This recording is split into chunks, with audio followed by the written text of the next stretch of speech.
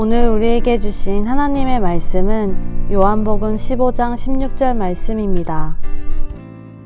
너희가 나를 택한 것이 아니요 내가 너희를 택하여 세웠나니 이는 너희로 가서 열매를 맺게 하고 또 너희 열매가 항상 있게 하여 내 이름으로 아버지께 무엇을 구하든지 다 받게 하려 함이라.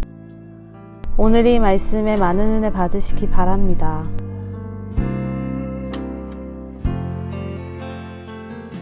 인도 선교사로 있던 스탠리 존스 선교사님을 이제 미국 감리교 총회에서 감독에 선출을 하게 되었습니다. 스탠리 존스 선교사는 그 다음 날 여러 가지를 생각하고 또 하나님께 기도한 다음에 하나님께서 자신을 부르신 사명, 내가 부름받은 사명이 있는데 1순위는 인도의 영혼들이기 때문에 감독에 선출되었는데 그 감독을 사직하고 말하자면 그만두고 다시 이제 인도로 돌아갑니다. 사실 이 일 때문에 더 스탠리 존스라는 분의 일종의 이름을 알리는 계기가 되었습니다. 이분이 쓴 책 중에 자기 일종의 영적인 회고록, 이분이 89살까지 사셨는데 90년간의 회고록을 아주 상세하게 적은 것이 순례자의 노래라는 책입니다. 글을 시작할 때 하나님께서 내게 이 말씀을 주셨다, 이렇게 그는 고백합니다. 이것이 요한복음 15장 16절의 말씀입니다.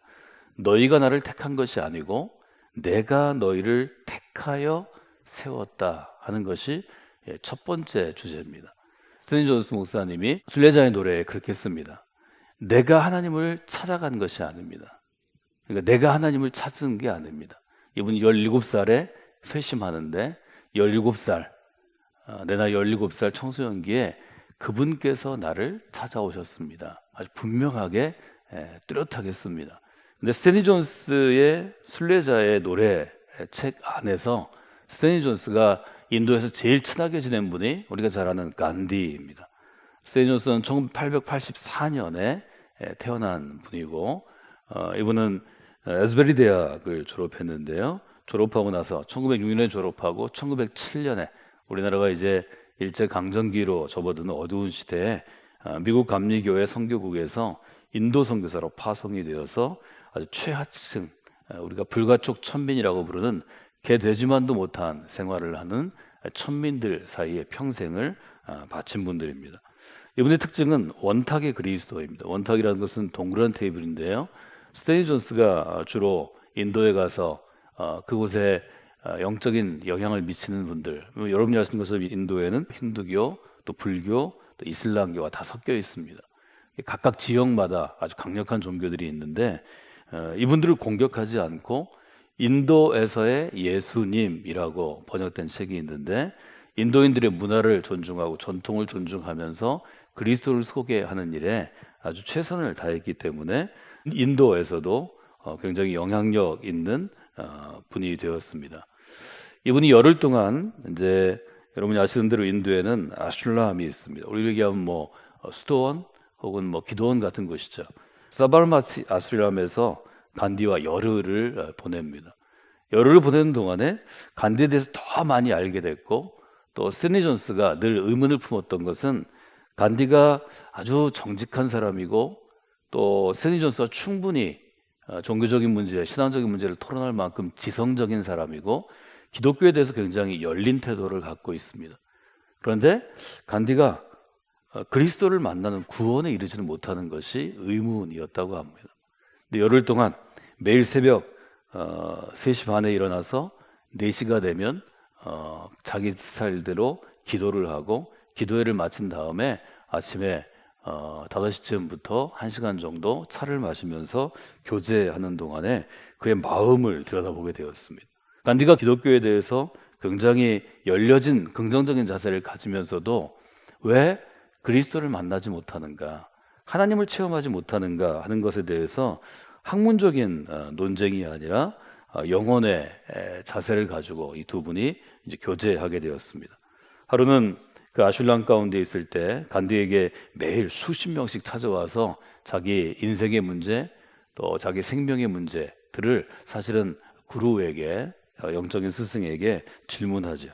한 수행자가 아슐람에서 간디에게 물었습니다. 하나님을 발견하려면 제가 어떻게 해야 할까요? 이렇게 물어봤습니다. 그래서 이분이 스탠리 존스가 마하트마 간디에게 묻습니다. 당신은 어떻게 대답하려고 그럽니까? 마하트마는 주로 이렇게 얘기했다고 합니다. 당신이 하나님을 발견하고자 한다면 어떤 사람이 바닷가 끝에 앉아서 우리가 음료 마실 때 먹는 빨대, 스트로우를 바닷물에 담기우고 그 물방울을 다 빨아들여서 바닷물을 다 내가 비우는 것 같은 아주 큰 인내를 가져야 합니다. 이것은 종교적인 견해를 보면 인간의 수행이 구원에 이룰 수 있다는 것입니다. 불교가 그런 구원관을 갖고 있죠. 인간이 생로병사, 이 땅에 태어나서 겪는 모든 고통을 해탈할 때 그때 구원에 이룰 수 있다는 것입니다. 그래서 많은 수도승들이 면벽 수행합니다. 30년, 40년을 장좌부라 눕지도 않고 서지도 않고 척추가 무너져 내리는데 앉아서 벽을 보고 일종의 깨달음을 위해서 정진합니다. 우리는 그런 수행법을 따르지 않습니다. 그 이유가 있습니다. 스탠리 존스가 그때 이렇게 얘기합니다. 간디에게 나는 하나님을 찾지 않았습니다. 그분께서 나를 찾아오셨습니다. 이것이 우리가 지금 고백하는 그리스도교 신앙과 불교나 아니면 힌디나 아니면 다른 신앙과의 가장 근본적인 차이점입니다. 이걸 이해해야 그리스도인이 될 수 있고 온전한 그리스도인의 삶을 살아갈 수 있습니다. 바울은 이것을 에베소서에서 이렇게 표현했습니다. 여러분은 믿음으로 말미암아 구원을 받았습니다. 그것은 여러분으로부터, 인간으로부터 난 구원의 길이한, 즉 수행이 아니라는 것입니다. 수행과 비슷한 의미로 선행 얘기합니다. 수행은 돌을 닦는 것이고 선행은 선을 행함으로 적선하는 것입니다. 선을 쌓는 것입니다. 수행도 선행기도 아니고 하나님의 선물로 우리는 구원을 받았습니다. 이것이 아주 명쾌한 우리가 고백하는 바울의 또는 신약의 혹은 교회의 구원의 길이라는 점을 여러분이 잘 기억하셔야 합니다. 스탠리 존슨 순례자의 노래에서 이렇게 정리합니다. 종교는 인간이 하나님을 찾아간다고 사람들에게 가르치고 설득한다는 거죠. 그런데 우리가 고백하는 복음은 하나님께서 인간을 찾아오셨다고 선포합니다. 설득하지 않습니다. 구원의 길을 제시할 뿐입니다. 그 구원의 길에 들어서는 것은 여러분의 선택이 아니라 하나님의 선택이라는 거죠.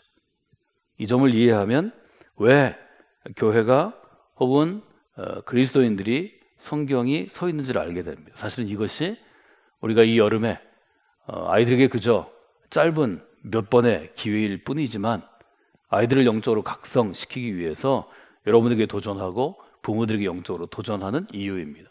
하나님이 그 영혼을 찾아가시도록 우리가 중보하는 것입니다. 기도하는 것입니다. 우리가 어떻게 할 수는 없지만 하나님을 찾기 위해서, 하나님을 만나기 위해서 이렇게 해라, 그렇게 길을 준다고 하나님을 만날 수 있는 것은 아니지만 하나님께 우리가 하나님의 도우심을 요청할 때, 즉 하나님의 긍휼하심에 호소할 때 하나님이 일하시기 때문입니다. 여러분 이 점을 분명히 생각해야 합니다. 그래서 아주 분명히 스탠리 존스는 얘기합니다. 우리는 하나님이 우리를 찾아오시는 그 은혜 때문에 그리스도인이 되었습니다. 내가 착한 일을 하고 정직하게 살고 또 하나님을 찾기 위해서 돌을 닦고 수행과 선행이 우리를 구원하는 게 아닙니다.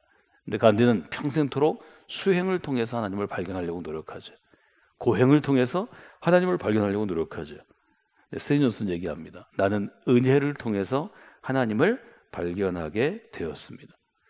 이 부분을 이해하지 못하면 교회를 10년 아니라 100년을 다녀도 그리스도인이 아니라 말은 그리스도인이고 말은 교회 안에 있는 사람 같은데 다른 종교와 똑같습니다. 하나님께 구원받으려고 그래? 착하게 살아. 좋은 일 많이 해. 교회에서 봉사 많이 해. 하나님께 구원받으려고 그래? 무릎 꿇어 100일간 기도해. 1000일간 하나님께 번제를 바쳐. 이것은 그릇된 접근입니다. 성경은 거기에 대해서 아는 바 없습니다. 이것은 사실은 하나님의 선택, 우리가 아는 대로 구약의 이스라엘에 대한, 왜 하나님이 이스라엘을 선택했는지 이스라엘 사람들이 계속 물어봅니다. 이스라엘 사람들도 똑똑한 사람들이 있잖아요. 영적으로 각성한, 영적으로 더 깊은 단계에 이른 사람들이 왜 하필 우리입니까? 라고 묻습니다. 신명기 7장 6절에 보면 이렇게 얘기하시죠. 하나님께서 너희들을 기뻐하시고 너희들을 택하신 이유는 너희들이 다른 민족보다 숫자가 많기 때문이 아니다. 너희들이 이 땅 가운데서 영향력 있는 민족이나 국가를 이루기 때문이 아니다. 오히려 너희는 모든 민족 중에 가장 적은 민족이다. 8절 한번 읽어볼까요? 여호와께서 다만 너희를 사랑하심으로 말미암아. 여기까지 읽죠. 이스라엘을 선택한 이유는 하나님이 너희를 사랑했기 때문이다. 이게 사랑 때문에 선택한 것이고, 두 번째, 너희의 조상들에게 하신 맹세를 지키려 하심으로 말미암아. 우리가 그래서 아브라함의 하나님, 또 아브라함의 약속, 언약의 하나님이라고 부르는 거죠. 이 점이 매우 중요했기 때문에 스탠리 존슨은 미국 감리교회 총회에서 목사로 안수받으면서 이 구절을 평생의 말씀으로 받았다, 이렇게 표현합니다. 여러분은 어떤 말씀을 받고 그리스도인이 되셨습니까? 혹은 여러분에게 그리스도인이 될 때 하나님 앞에, 하나님의 손에 딱 붙잡힐 때 주어진 말씀이 없다면 그 이유라도 여러분을 그리스도인 되게 한 하나님의 약속의 말씀이 반드시 있어야 합니다. 왜 여름 사역을 우리가 강조하나요? 저 여름 사역을 강조할 때 스탠리 존스의 회심 경험에 대해서 여러분에게 알려드렸습니다. 스탠리 존스는 분명하게 자기 회고록에 씁니다. 이 분명해야 합니다.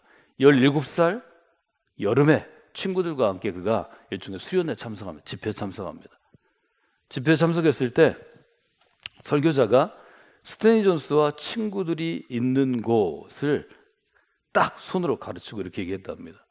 거기 앉은 젊은이들, 예수님께서 나와 함께하지 않는 사람은 나를 적대시하는 사람이다, 반대하는 사람이라고 말씀하셨습니다.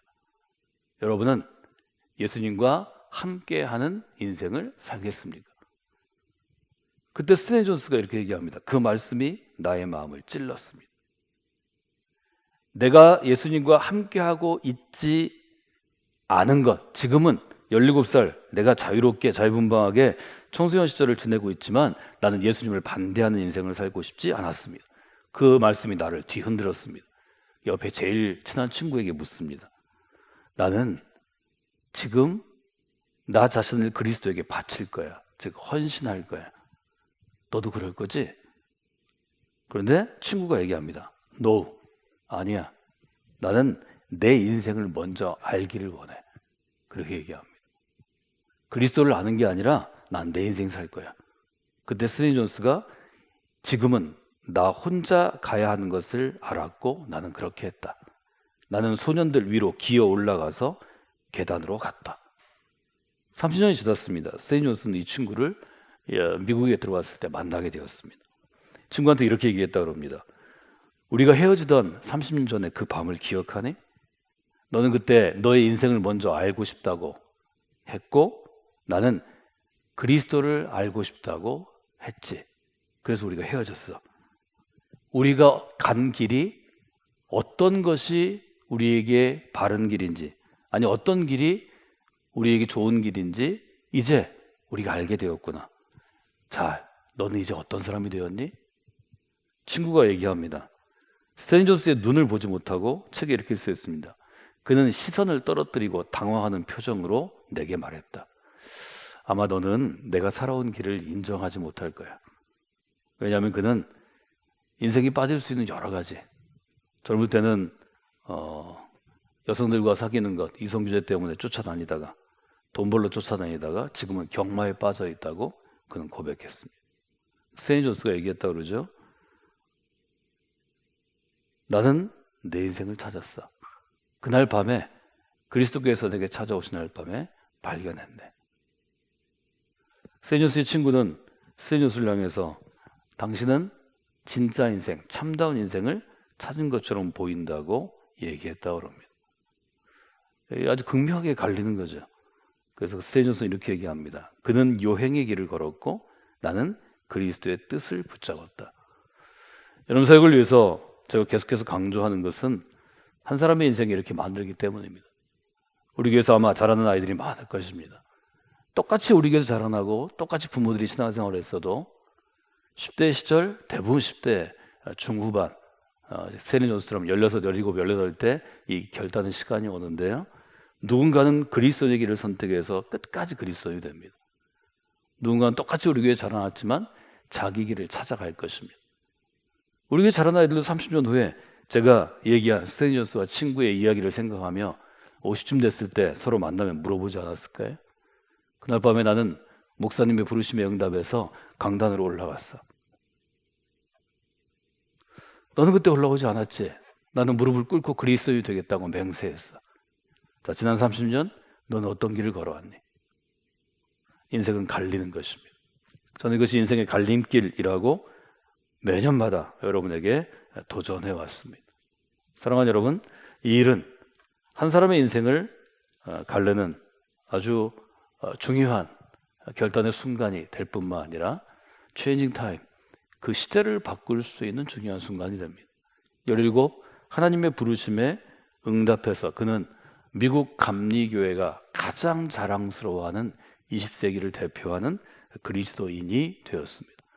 우리 교회에서 나중에 한국 교회 역사를 쓸 때 스탠리 존스처럼 21세기에 하나님께서 성광교회 여름사역 거룩한 기대 가운데 나를 선택하셨다고 고백하는 영혼이 반드시 나와야 합니다. 그것은 하나님의 역사이지만 그 하나님의 역사를 가능케 하는 것은 여러분의 간절한 기대입니다. 여러분이 기대를 품고 하나님께 요청하셔야 합니다. 하나님, 역사하시길 원합니다. 일하시길 원합니다. 아이들이 혹 하나님을 찾는 믿음이 없을지라도 하나님께서 한 영혼을 찾아오시기를 원합니다. 에베소 2장은 이렇게 고백했죠. 너희는 그 은혜에 의하여, 하나님의 은혜에 의하여 믿음으로 말미암아, 믿음을 통해서 구원을 받았습니다. 이것은 너희에게서 난 것이 아니요 하나님의 선물입니다. 여러분, 이 자리에 있는 것은 여러분이 스스로 노력해서 믿음의 길을 찾은 것 같지만 여러분 잘 생각해 보시면 하나님이 여러분을 선택하신 것입니다. 우리에게 자라는 어린아이들과 청소년과 청년들의 삶에 이 믿음의 역사가 이 여름에 있어야 하겠습니다. 하나님이 한 교회 가운데 어떤 경로로든 이 예쁘고 아직 미래가 있는 어린아이들과 청소년들을 보내주셨다면 우리는 최선을 다해서 한 아이라도 더 하나님 앞에 무릎 꿇도록 나아가야 합니다. 뭐 여러 가지 프로그램들이 있고 일들이 있지만 우리가 아무리 노력해도 아무리 좋은 프로그램으로 아이들에게 재밌게 하고 뭐 이렇게 해도 결국 결실을 맺으시는 것은 하나님의 역사입니다. 여러분, 그 일을 위해서 간절하게 기도하는 그리스도인들이 되어주시기를 바랍니다.